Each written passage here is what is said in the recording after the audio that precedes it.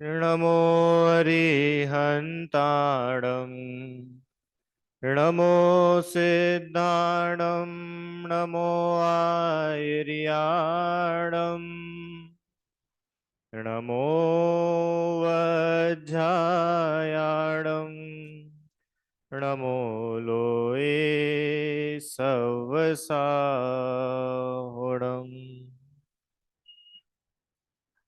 अरहंत सिद्ध सूर्य उपाध्याय साधु सर्व अर्थ के प्रकाशी मांगलिक उपकारी है। तिनको स्वरूप जान राग तय भई जो भक्ति काय को न माय स्तुति को उचारी है। धन्य धन्य तुम ही से काज सब आज भये कर जोरी बारंबार वंदना हमारी है। मंगल कल्याण सुख ऐसो हम चाहत है। हो मेरी ऐसी दशा जैसी तुम धारी है। हो मेरी ऐसी दशा जैसी तुम धारी है। आवाज एक बार वो देख लेना आ रही। चलिए, कल हम लोगों ने सदाचार, है ना, सदाचार जो है ये पाठ कल शुरू किया था। कल नहीं, हो गया, टाइम हो गया। कल तो रात्रि बिना छने जल, अनछने जल के बारे में पढ़ना शुरू किया था कि अनछना जल क्या होता है, अनछने जल में कितने जीव पाए जाते हैं, और अनछने जल को पीने में क्या क्या नुकसान है। पीने में ही नहीं, यूज करने में भी, मतलब किस प्रकार से उसमें जीवों की उत्पत्ति होती है, और पाप का बंध इतना ज्यादा होता है, क्यों होता है? क्योंकि आप एक आध जीव की हिंसा नहीं कर रहे हो, आप करोड़ों अरबों खरबों जीवों की हिंसा एक साथ कर रहे हो। तो सोचो उस कितना निर्दयी जीव होगा। जैसे एक व्यक्ति एक को चाटा मारे, और एक 10 को चाटा मारे, एक जना एक को गोली मारे, और एक हजारों को बम से उड़ा दे, तो जो हजारों को बम से उड़ा रहा है वो कितना निर्दयी है कि नहीं? ऐसे ही जो एक साथ करोड़ों अरबों खरबों जीवों को बहा दे, मार डाले, वो कितना निर्दयी परिणामी है। अच्छा, अपने को क्यों कुछ नहीं लगता है पता है? क्योंकि अपन यूज टू है। वो जीव दिखते नहीं है ना। वहीं अगर वो पानी के जीव अपने को दिखने लग जाए तो अपन बिना छना जल यूज ही ना करें। समस्या क्या है कि वो जीव नहीं दिखते, तो या तो अब माइक्रोस्कोप ले लेके घूमो अपन। हाँ, पूरा पानी होता है कि नहीं? अब जैसे अपन छत पे टंकी रहती है, उसमें कोई दिख गया तो अपन क्या करते हैं कि चलो उसको हटा दो, क्या है, कॉकरोच ही तो था मरा हुआ। ऐसा करते क्या? मेंढक ही तो है मरा हुआ। नहीं, पहले पूरा पानी निकलेगा, फिर पूरी टंकी धुलेगी, साफ होगी, सुखाई जाएगी, फिर पानी भरा जाएगा। करते कि नहीं अपन? क्यों? क्योंकि वो मेंढक तो आंखों से दिख गया, और जो जीव आंखों से नहीं दिखे उनका क्या? उनको जीने का अधिकार नहीं था क्या? समझ में? इसलिए हमें हर प्रकार से छना हुआ जल ही उपयोग में लाना चाहिए। ये ही जिन आगम की आज्ञा है। फिर प्रश्न उठता है, ये पानी छाने कैसे? कैसे छाने भाई पानी? आप बोलते हो कि कोई थैली लगा लो, थैली से छन जाएगा। कोई बोलता है कि नहीं, थैली लगा करके नहीं, छन्ने से छानो। तो पानी कैसे छाना जाता है, इसकी बहुत बढ़िया तरीका क्रिया कोश नाम का ग्रंथ है पंडित दौलत राम जी का, उसके आधार से अपन पढ़ते हैं, बहुत ही अच्छा है। आप लोग को दिख रहा है? सभी को क्लियर दिख रहा है? इसको थोड़ा हटा देते हैं। चलो, दिख रहा है ना क्लियर? इसको और जूम कर दूं थोड़ा? ठीक है। देखो, अब मैं पढ़ता हूं, फिर अपन, बहुत सरल है, जहां समझने का होगा वहां रुक करके समझेंगे। इसमें पूरी पानी छानने की प्रोसेस है, कैसे पानी छानना चाहिए। मंशित भैया, देखना है, सुनो। जल भरने के जितने भी धातु के बर्तन घर में हैं, उनको प्रतिदिन मांज कर, पोंछ कर एवं धोकर ही काम में लेना चाहिए। इसमें संशय नहीं करना चाहिए। अपन यहां से शुरू करते कि हम जिस भी बर्तन में पानी छानते हैं, हो सकता है वो बाल्टी हो, मटका, हंडा, घड़ा, आप लोग जो जैसा जैसा बोलते हो, वो अपने को डेली, कभी कभी नहीं, 15 दिन में, 7 दिन में एक बार नहीं, नियमित डेली अपने को उस बर्तन को मांजना चाहिए। जैसे अपन अपने भोजन के थाली, चम्मच, कटोरी, ये सब मांजते कि नहीं रोज रोज, ऐसे ही जिसमें पानी छाना जाए, जिसमें पानी भरा जाए, उस बर्तन को अपने को डेली धोना, मांजना चाहिए, पोंछना चाहिए। और जब यूज कर रहे हैं तब भी एक बार धोकर, सुखाकर फिर यूज करना चाहिए। अब प्रश्न उठता, भैया ऐसा क्यों, डायरेक्ट कर लो? कि नहीं, उसमें धूल हो सकती है, कीड़े हो सकते हैं, छोटे छोटे जीव जो अपने को दिखे नहीं आंखों से, रात में वो जीव उसमें जा सकते हैं। मकड़ी हो सकती है। मकड़ी तो कितनी छोटी होती है, वो जब तक चले नहीं तो पता ना चले कि वहां मकड़ी भी थी, है ना। और अभी इस मौसम में तो मकड़ी हो ही जाती है अक्सर। तो अपने को जिसमें पानी भर भी रहे हैं, उस बर्तन को भी एक बार पोंछ कर फिर यूज करना चाहिए, जिससे कोई जीव की हिंसा ना हो। समझ में आया? अहिंसा वहीं से शुरू हो गई। अभी तो पानी भरा भी नहीं है अपन ने, पर वो पानी छान क्यों रहे अपन? जीवों की रक्षा के लिए तो छान रहे।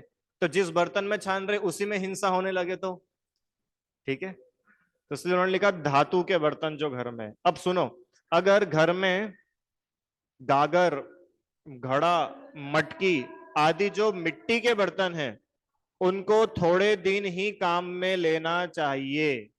लंबे समय तक मिट्टी वगैरह के बर्तन काम में नहीं लेना चाहिए, उसमें जीव पड़ने लग जाते हैं।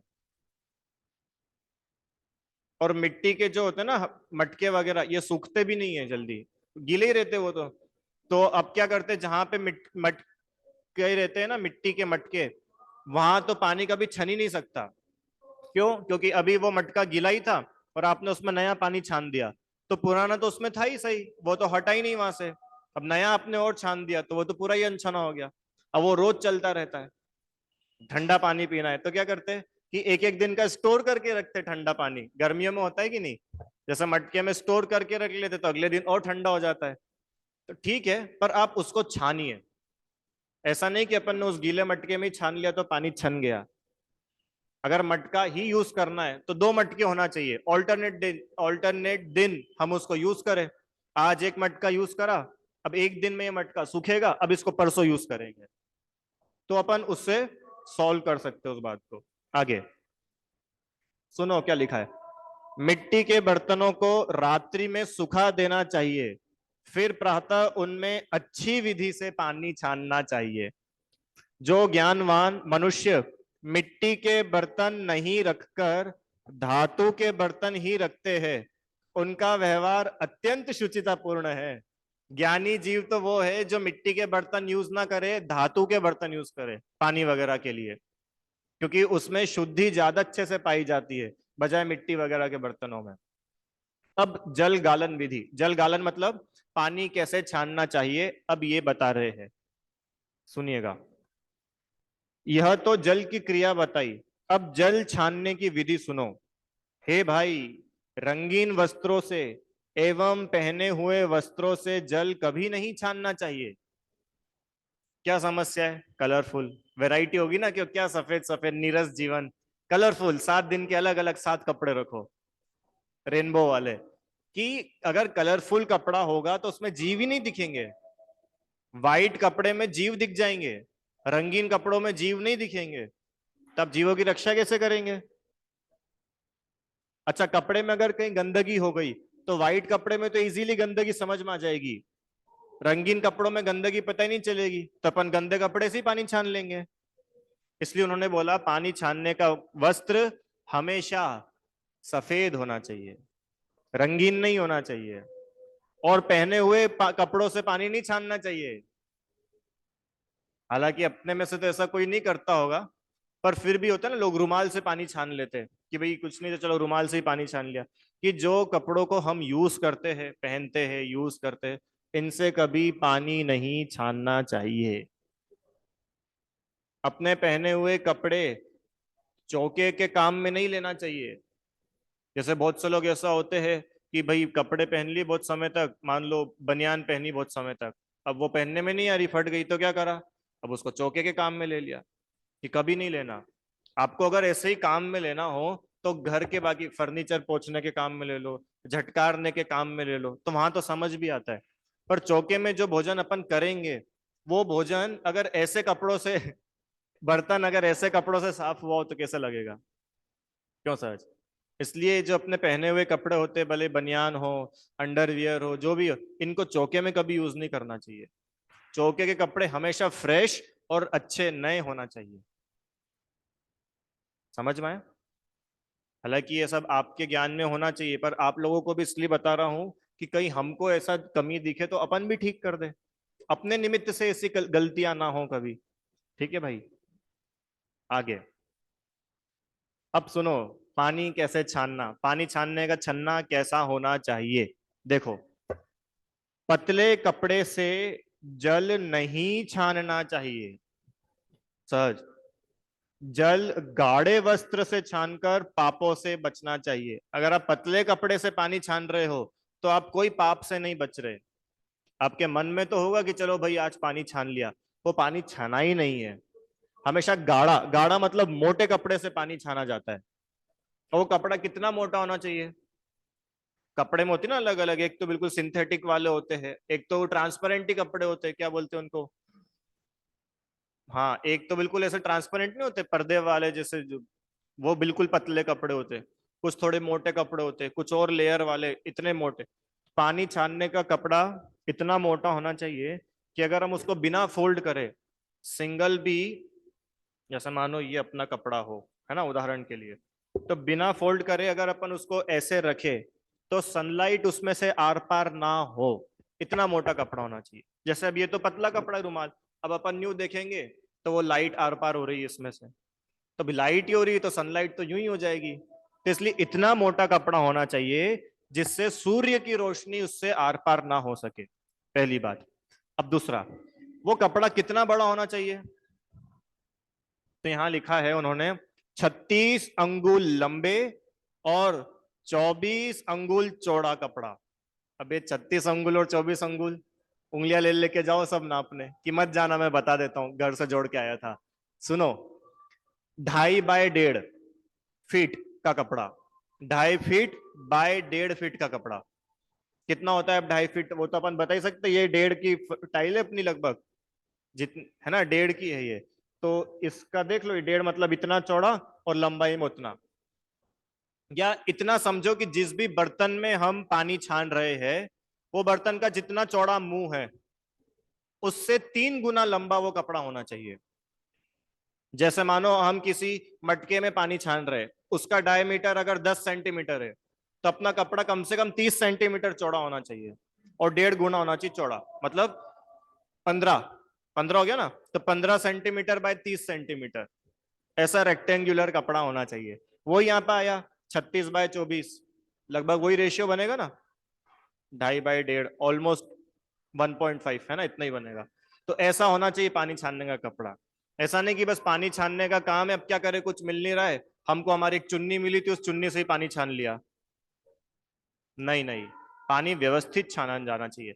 अगर आप व्यवस्थित पानी नहीं छान रहे हैं तो आपको पानी छानने का फल मिल ही नहीं रहा, क्योंकि वो पानी ही नहीं छन रहा है। समझ में आया? वापस, कितना चौड़ा कपड़ा होना चाहिए, कितना मोटा होना चाहिए? कि इतना मोटा होना चाहिए कि सनलाइट आर पार ना हो सके। और कितना बड़ा होना चाहिए? कि जिस भी बर्तन में पानी छाना जा रहा है उस बर्तन के 3 गुना बड़ा, जैसे जिस बर्तन का जो मुंह है उससे 3 गुना बड़ा वो कपड़ा होना चाहिए। अब आगे, कौन सा कपड़ा होना चाहिए? तो यहां पे लिखा है रेजे का मजबूत कपड़ा। अब रेजे का कपड़ा अपन नहीं समझते, लट्ठे का कपड़ा समझते? लट्ठा सफेद कलर का होता है, एकदम मोटा सा कपड़ा, लट्ठे का कपड़ा बोलते हैं उसको, मिलता है मार्केट में, लट्ठे के कपड़े के नाम से ही मिलता है, कपड़ा मार्केट में जाओगे ना। वैसा कपड़ा, क्यों? क्योंकि वो बहुत फाइन क्वालिटी का फैब्रिक होता है, दूसरा मोटा होता है, वो बहुत जल्दी खराब नहीं होता। समझ में आया? तो ऐसा कपड़ा होना चाहिए। और सुनो, उस कपड़े को भी डबल करके, क्या बात लिखी यहाँ पे, कि उस कपड़े को भी डबल करके, दोहरा करके फिर पानी छानना चाहिए। मतलब मानो ये मेरा वो पूरा कपड़ा है जो यहाँ पे लिखा था, अब इसको भी मैं ऐसा डबल करूंगा, अब डबल करके फिर ये ऐसे छना जाएगा। ये छन्ना अब परफेक्ट बना पानी छानने का। सिंगल कपड़े से पानी नहीं छाना जाता। अब क्वेश्चन कि भाई डबल से क्यों छानना, ऑलरेडी इतना मोटा कपड़ा, उसको भी तुमने डबल करा दिया। कि हाँ, एक फिल्टर दूसरा फिल्टर, क्योंकि वो जीव इतने सूक्ष्म हैं कि हो सकता है अगर आप उसको डबल ना करें और सिंगल ही रखे तो कपड़े में से आर पार हो जाए, फिर भी चांसेस है। मोटा कपड़ा लेने के बाद भी तो कोई भी चांसेस बचे ही नहीं, तो हम क्या कर लेते सहज, उनको उसको डबल कर लेते। तो अब कोई चांस ही नहीं है कि कोई जीव उसमें से निकल करके बाहर आएगा। ये होता है पानी छानने का कपड़ा। ठीक है, अब दूसरों के घर मत जाना, अपने घर जाके देखना कि क्या हमारे घर में पानी छानने का ऐसा कोई कपड़ा है, और नहीं हो तो लेकर के आना। इस दिवाली अपने को एक गिफ्ट देना। ठीक है, घर में जाकर के देखना भाई, अपन ये पढ़ काय के लिए रहे, ये खाली नॉलेज बढ़ाने के लिए थोड़ी पढ़ रहे। अरे अपने जीवन में जो भी कमी हो वो यहाँ पढ़ के पूरी हो जाएगी। कौन सा अपने को सर्टिफिकेट लेना है पंडित का, हम बहुत जानते हैं, तुम तो पूछो हमसे, हमको याद है 36x24 का कपड़ा होना चाहिए। कि याद होने से क्या होता है भैया, तुम यूज जीवों को बचा रहे हो कि नहीं, तुम तो ये बताओ। मनशित भैया समझ में आया ना। और सुनो, उस कपड़े को दोहरा करके, दोहरा मतलब डबल करके जल छानना चाहिए। जल छानने का कपड़ा ऐसा ही होना चाहिए, एक शब्द लिखा हुआ ऐसा ही। ऐसा ही मतलब और दूसरा कपड़ा हम एक्सेप्ट नहीं करने वाले। तुम बोलो कि भैया थोड़ा छोटा चला लो, थोड़ा सा मैला कपड़ा चला लो, कि नहीं ऐसा ही होना चाहिए। अब सुनो, आगे एक और अच्छी बात लिखिए। जल छानते समय अनछने पानी की एक भी बूंद जमीन पर नहीं गिरनी चाहिए। अब आपका पानी 70% छना है, अभी भी 100% नहीं हुआ, अभी तो जीवानी करेंगे अपन। अब वो बिना छना पानी जमीन पे नहीं गिरे उसके लिए हम क्या करें। आप लोगों ने कभी छाना है पानी, छाना है, ठीक है, आप लोग तो लगभग डेली छानते होंगे। तो होता है ना ऐसा कि भाई अपन पानी, एक बर्तन में बिना छना पानी है, उसको दूसरे बर्तन में डाल रहे और पानी बाहर फैल जाता है, गिर जाता है। कई बार तो ऐसा होता है कि वो छन्ना है, वो छन्ना ही फिसल जाता है, वो छन्ना ही बाल्टी में ही चला जाता है। तो लोग क्या करते हैं कि एक हाथ से तो पकड़ते छन्ना और एक हाथ से पकड़ते बाल्टी, है ना। अब ऐसे में क्या होता है कि वो बिना छना पानी ढुलेगा नीचे, तो क्या करे, स्मार्ट वर्क करते हैं। वो क्लिप होती है ना, क्लिप जो अपन कपड़ों पे सुखाते हैं छत पे, उस क्लिप को बाल्टी पे चार तरफ लगा दो, तो वो छन्ना वहीं रहेगा। अब गिरेगा नहीं। तो जो काम आप एक हाथ से कर रहे थे वो चार क्लिप में कर दिया, अब आपके दोनों हाथ फ्री है। अब जो छन्ने से अपन पानी छान रहे हैं ना जिस बाल्टी में, वो छन्ना उसमें अंदर की तरफ डूबा डूबा हुआ होना चाहिए। ऐसा नहीं कि अपन ने कर दिया और वो ऐसा फ्लैट उस पर रखा है। अगर वो छन्ना फ्लैट किसी बर्तन पर रखा है तो पानी अंदर कैसे जाएगा, वो तो बाहर हो जाएगा पूरा। पानी अंदर जाने के लिए ऐसा कुछ चाहिए ना, सरफेस, तभी तो वो पानी अंदर जाएगा। कोन वाला सरफेस। तो कोन के लिए क्या कि उसको छन्ने को, गीले छन्ने को नहीं, सूखा ही जब हम छन्ना, क्योंकि गीला तो वो ऑलरेडी ऊपर अनछना पानी उसमें, उसको करोगे तो जीव मरेंगे। तो क्या करें कि जब हम छन्ना लगा रहे हैं उस टाइम हम ये ध्यान रखें, क्या, कि जो हमारी बाल्टी या बर्तन जिसमें पानी छान रहे हैं उसमें वो छन्ने को थोड़ा सा डुबाए, डुबाए मतलब थोड़ा गहरा तक उतारे, जिससे पानी बाहर नहीं जाए उछल के, वो पानी उसके अंदर ही रहे। और उस पे चार तरफ क्लिप लगा ले जिससे वो कपड़ा गिरेगा नहीं पानी के फ्लो से। इतना हो गया। अब उसके बाद धीरे धीरे करके किसी बर्तन से जिसमें पानी ना डूले, एक हाथ में नीचे प्लेट रखना चाहिए, एक हाथ में दूसरा बर्तन जिसमें पानी ले रहे, और फिर ऐसे पानी छानना चाहिए कि अगर गिरे भी तो भी उस प्लेट पे गिरे, नीचे जमीन पे ना गिरे। कि भैया ऐसा पानी तो हमसे नहीं छनेगा, बिस्लेरी अच्छी। वही तो, इतना टाइम किसके पास है? समझ में आया? तभी अपन टाइम निकालेंगे, देखना। टाइम भी निकलवा दूंगा मैं, चिंता मत करना, रुको आप। सुनो, ऐसे है ना, जल छानते समय पानी की, अनछने पानी की एक बूंद भी जमीन पर, क्यों? क्योंकि उस एक बूंद में असंख्यात जीव है। तब वो अनछने पानी की एक बूंद पे जिसका पैर रखाएगा, वो असंख्यात जीव मरेंगे कि नहीं मरेंगे? वो अनछने पानी के ऊपर कुछ भी कपड़ा फेर गया तो सारे के सारे जीव साफ हो गए कि नहीं हो गए? एक बूंद की बात चल रही है यहाँ तो, कितना सारा पानी अपन ढोल देते। इसलिए एक बूंद अनछने पानी की जमीन पर नहीं गिरनी चाहिए, ऐसा पंडित जी ने कहा है। कि पंडित जी ने नहीं कहा है, देखो क्या लिखा है, महाव्रतियों ने कहा है। नहीं तो तुम बोलो कि भाई पंडितों ने अपनी बातें कह दी। मुनिराज ने कहा है, देखो उन्होंने साफ लिखा है, मति डारहु भाषे महावर्ती। महाव्रती ने भाषा, उन्होंने कहा है, मुनिराजों ने ऐसे पानी छानने की विधि बताई है। समझ में आया? देखो, अनछने जल की एक बूंद में असंख्यात जीव होते हैं, ऐसा जिनवाणी में कहा है। इसीलिए यत्न पूर्वक मतलब देखभाल करके, विवेक लगा करके, जीव रक्षा के भाव से छन्ने को चिमटी धरकर नहीं दबाना चाहिए। नहीं समझ में आया क्या? कि अनछने पानी की एक बूंद में कितने जीव है? असंख्यात जीव, है ना। अभी अपन ने जीवाणी के बारे में नहीं पढ़ा, वो अभी अपन पढ़ेंगे आगे। तो अभी तो जीवाणी नहीं है उस छन्ने की, अभी तो वो छन्ना मतलब अभी आपने पानी छाना है, और अब आपने वो छन्ना अलग किया है।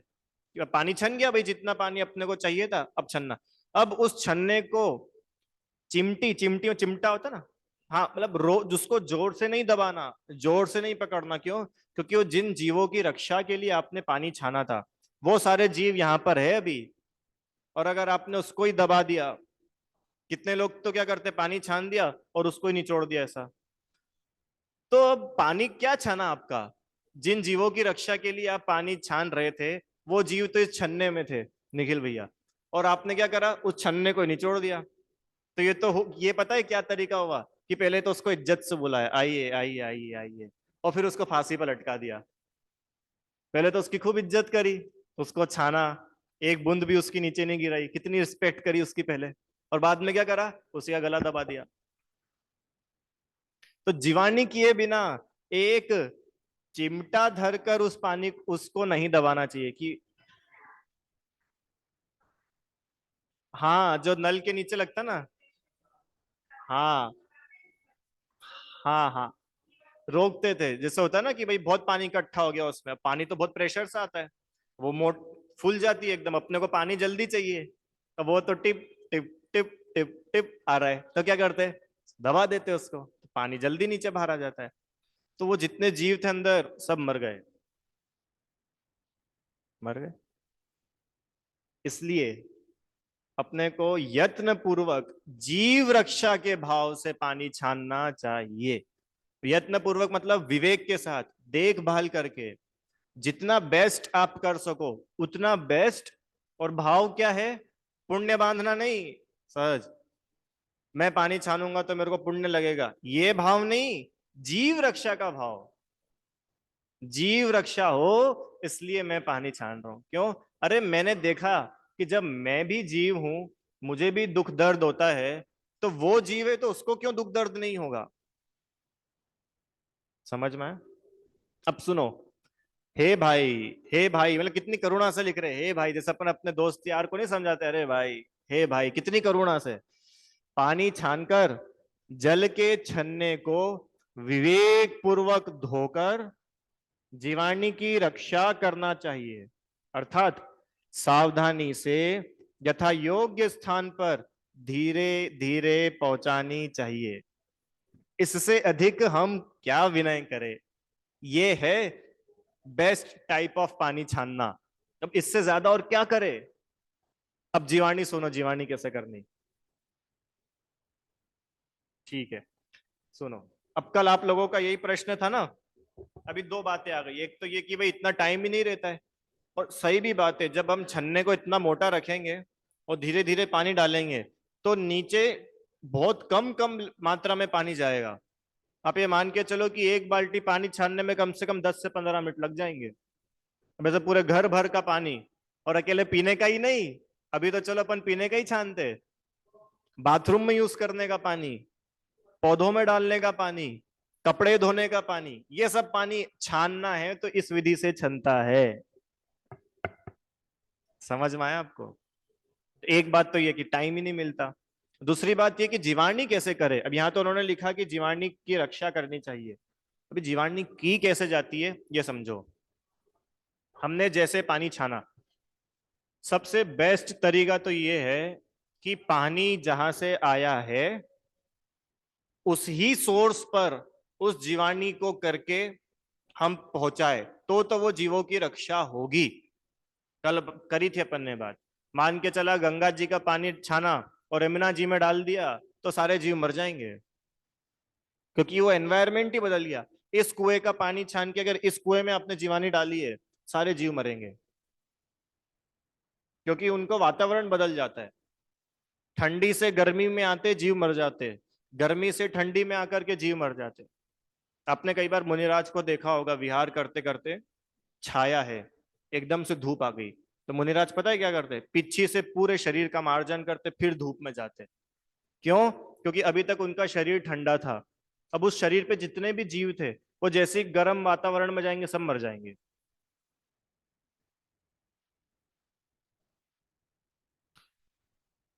नहीं छाता तो इसके लिए, छाता तो भाई श्रावक की भक्ति की, मुनिराज को धूप ना लगे, विहार करने में थकान ना हो उसलिए। पर कभी जैसे चलते ना, भी मुनिराज विहार कर रहे हैं, अभी धूप थी अब एकदम छाया आ गई, तो पहले पूरे शरीर का मार्जन करते हैं पीछे से। वो पीछे मार्जन करने के लिए थी हो, नहीं तो तुम सिर पे डलवाते रहो महाराज जी आशीर्वाद। वो मार्जन करने के लिए होती है। तो ऐसे मार्जन करके फिर छाव में जाएंगे, फिर धूप में जाएंगे। तो छाव के जीव जब धूप में चले गए तो मर जाते। ऐसे ही एक वाटर बॉडी के जीव दूसरी वाटर बॉडी में चले गए, सब मर जाते। समझ में आया? तो जहां से हमने जल लिया है वहां उसकी जीवाणु पहुंचानी चाहिए। अब प्रश्न आता है कि हम लोग तो ऐसा कर ही नहीं सकते हैं, नहीं कर सकते। फिर भी अगर जो बहुत ज्यादा कोई ट्राई करे तो वो इतना जरूर कर सकता है कि किसी का यशवंत सागर से आता हो तो हफ्ते भर 15 दिन का इकट्ठा कर ले और 15 दिन बाद वहां जाके डाल दे। पर वो भी प्रैक्टिकली पॉसिबल नहीं है, अपन तो प्रैक्टिकल बात करते हैं। यहाँ पे उन्होंने एक बात लिखी थी ऊपर, यत्न पूर्वक जीव रक्षा के भाव से। बस इसको ध्यान में रखना। आप में से या आप में से क्या, अपन सभी लोग जो घर में पानी छानते हैं तो वॉश बेसिन में ही उसकी जीवानी करते हैं। आप लोग कहाँ करते हो? सब लोग वहीं परंडा जो होता है क्या बोलते हैं उसको, वहीं पे बेसिन में ही करते हैं ना उसकी जीवानी। अब वो पानी तो बह करके नाली में चला जाता है, तो वो सारे जीवों की रक्षा नहीं होती, ये अपन पहले माने। अपन पहले ये एक्सेप्ट करें कि हम जो करते हैं वो गलत करते हैं। क्योंकि जब तक अपन यही एक्सेप्ट नहीं करेंगे कि हम जो कर रहे हैं वो गलत है, तो सही करेंगे कब? अपने को क्या लगेगा अरे जो चल रहा है सही तो चल रहा है, हमने हमारी दादी को भी ऐसे ही करते देखा है, मम्मी पापा को भी ऐसे ही करते देखा, तो ऐसा ही होता होगा। तो पहले तो अपन ये कंसेप्ट क्लियर करें कि ऐसा नहीं चलता। पानी तो जहां से आया है वहीं पहुंचना चाहिए। इसलिए भी आपने देखा होगा भी आजकल बुंदेलखंड में तो मैंने बहुत जगह देखा, ऐसे बोरिंग होते हैं कि वो बोरिंग, हाँ जीवाणु यंत्र कर होते कि उसमें इतना बड़ा सिलेंड्रिकल पाइप बनता है, वो पाइप पूरा नीचे तक जाता है, मतलब बोरिंग के साथ ही इतनी बड़ी और जगह बनती है। तो आप उसमें जीवानी करो, वो पाइप में डालो और वो नीचे तक जाएगा और फिर उसको ऐसा टिल्ट कर दो तो खुल जाता है वो, और पूरा पानी फिर बोरिंग का जमीन में चला जाता है। होता है, मैंने बहुत जगह देखा है, टीकमगढ़ वगैरह में देखा है मैंने। तो या तो हम ऐसा कर सके अपने घर के बोरिंग में, अच्छा है। नहीं कर सके तो बेस्ट इतना है कि कम से कम बिना छने जल की बूंद जमीन पर ना गिराए। उसमें लिखा है ना, यत्न पूर्वक जीव रक्षा के भाव से जो बेस्ट अपन कर सकते हैं। जीवाणु भी अगर हम करें तो ऐसे नहीं कि बस जरा सा पानी डाल के निचोड़ लिया, पूरा छन्ना जो अपन ने डबल किया था ना, अब उस छन्ने को फिर से सिंगल करना, खोलना, ठीक है। सिंगल करने के बाद ऐसे रखना, और ऐसा रखने के बाद में फिर उस पे धीरे धीरे छना हुआ जल, बहुत ऊपर से नहीं और गिर करके वो बहुत नीचे तक ना जाए, मतलब जमीन के भी थोड़ा नजदीक रहे और हम भी उसको पास में से डालें। ऐसे धीरे धीरे धीरे छना हुआ जल इस तरफ डालना चाहिए। फिर इसको ऐसा पलटा करके इस तरफ फिर छना हुआ जल डालना चाहिए। और इसमें यह ध्यान रखना चाहिए कि बिना छने जल का छुए हुए हाथ हमारे छने हुए जल में ना लगे। या तो जीवाणी करने का पानी हम अलग से भर के रखें कि उस पानी से हम सिर्फ जीवाणी करेंगे। फिर वो जो अपन ने जीवाणी करी, फिर बाद में उस छन्ने को अभी भी निचोड़ना नहीं, उसको टांग करके रख देना चाहिए, पूरा पानी उसमें से झर जाए, फिर फटकार करके सुखाना चाहिए। इतना तो अपन कर सकते हैं। आप गंगा यमुना यशवंत सागर नहीं जा सकते, इतना तो अपन कर सकते हैं ना। अपना इंटेंशन है जीवों की रक्षा का, तो जीव रक्षा के साथ में आप जो भी काम करेंगे आपको पानी छानने का फल मिलेगा।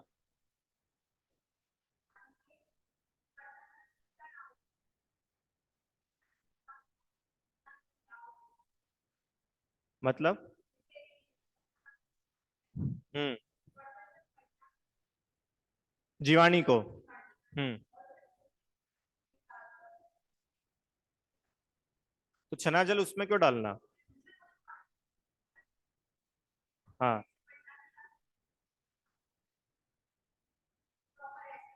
नहीं, ऐसे ही, वही तो बोल रहा हूँ, पूरा छन्ने को खोल करके, पूरा छन्ना इस कोने से उस कोने तक पूरा उस पे छना हुआ पानी जाए, और वो पानी पूरा बहता हुआ नीचे जाए, जिससे वो जो जीव उसमें इकट्ठे हुए थे वो बह करके नीचे निकल जाए, मरे नहीं। इसलिए बहुत ज्यादा प्रेशर से भी नहीं डालना। समझ में आया? तो ये होती है पानी छानने की प्रोसेस। छन्ना, हाँ, दो दो ही पहले इस साइड से, क्योंकि अब आपने उसको फोल्ड किया था ना, तो ये वाला सरफेस भी था और ये वाला सरफेस भी था उसका, तो इसलिए उसको खोल के दोनों तरफ से उसमें जीवाणु की जाती है। अच्छा, अब वो जो जीवाणु का पानी इकट्ठा हुआ, उसको तेजी से नहीं फेंकना, धीरे से बहाना, बहुत ऊपर से नहीं फेंकना, बिल्कुल नीचे से डालना चाहिए। इतना तो अपन कर सकते हैं इंदौर में रह के, भले अपन गांव में ना रहते हो।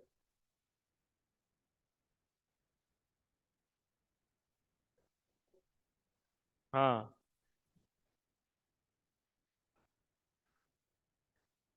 ये आरओ आरओ का पानी तो बिल्कुल बकवास है, वो छनता ही नहीं है। हाँ। छन्नी मतलब वो दूध छानने वाली? अच्छा, वो रेडीमेड प्लास्टिक वाली, कपड़े वाली, हाँ हाँ। हाँ हाँ। जी जी। हाँ जी। बराबर। हाँ हाँ। नहीं, कारण समझ गए इनका प्रश्न आप? कि वो जो छन्नी रहती है ना दूध छानने वाली, उस टाइप की एक हैंडल वाली छन्नी आती है जिसमें नीचे कपड़ा लगा रहता है। तो क्या उस कपड़े से पानी उस छन्नी से पानी छान करके हम प्रॉपर जीवाणी करें तो वो ठीक है कि नहीं? उत्तर है नहीं। क्यों? क्योंकि वो छन्ना ही बराबर नहीं है। वो छन्ना जो है ना आपका छन्नी, वो उसको क्वालिफाई नहीं कर पा रही है, वो इतना पतला कपड़ा है। फिर भी सुनो, ठीक है, साइज भी, और दूसरी बात क्या है कि जहां पे सिलाई होती है ना, या जहां पे वो कपड़ा फोल्ड हो रहा है, अब वहां पे वो जीव फंसेंगे। बहुत लोग बोलते हैं कि भाई हम तो एकदम मोटी थैली रहेंगे, तो मोटी थैली को नल पे बांध देंगे तो जीव रक्षा हो जाएगी। कि उसमें भी नहीं होती जीवों की रक्षा। क्यों? क्योंकि वो थैली सिली हुई रहती है ना, अब जहां जहां सिलाई करी हुई है वहां वो जीव फंस के मरेंगे। तो श्रेष्ठ तो ये है कि हम एक बिल्कुल बिना किसी सिलाई का, बिना किसी गठान का लगा हुआ एकदम सादा कपड़ा ले, उससे पानी छाने, फिर उसके बाद जिसकी जैसी व्यवस्था है वो वैसा करते ही है। अपन ने तो सबसे श्रेष्ठ मार्ग बताया है। फिर हम जितना अच्छा कर सकते हैं उतना अच्छा हम करने की कोशिश करें। दूसरा, आरओ का पानी लेकर के हम छान करके पी लेते हैं, तो आरओ में तो वो पानी प्रोसेस होता है ना, तो सारे जीव तो वैसे ही मर जाते हैं। तो आरओ का पानी नहीं पीना चाहिए। अरे इनफैक्ट बोरिंग में जीव मर जाते हैं। वो पानी प्रेशर से ऊपर आता है ना, तो प्रेशर से पानी आता है, सारे जीव मर जाते हैं। हाँ, क्यों? क्योंकि बचा ही नहीं उसमें छानने जैसा, बचा क्या? सब तो निपटा दिया तुमने मशीन में ही। हार्ड भी रहता है, और दूसरा क्या है, बोरिंग का पानी भी जो प्रेशर से ऊपर आता है ना, उसमें जीव मर जाते हैं। इसलिए कुआं हो तो बेस्ट, नहीं हो तो बारिश। बारिश का पानी पीना चाहिए, बढ़िया मस्त। उसकी जीवाणी भी आप कर सकते हो, बारिश का पानी इकट्ठा करके रखो। करते हैं अब तो आजकल बहुत रेन वाटर हार्वेस्टिंग होती है अपने घर पे, छत पे एक स्लोप बना लो, बहुत सिंपल है। एक स्लोप बना लो, उस स्लोप का जो किनारा है उसको एक टंकी की तरफ पाइप डाल के दे दो, और एक टंकी हाँ बढ़िया हाँ भर लो। वो 10,000 लीटर की टंकी आराम से भर जाती है 2-3 दिन की बारिश में ही, तेज बारिश में। हाँ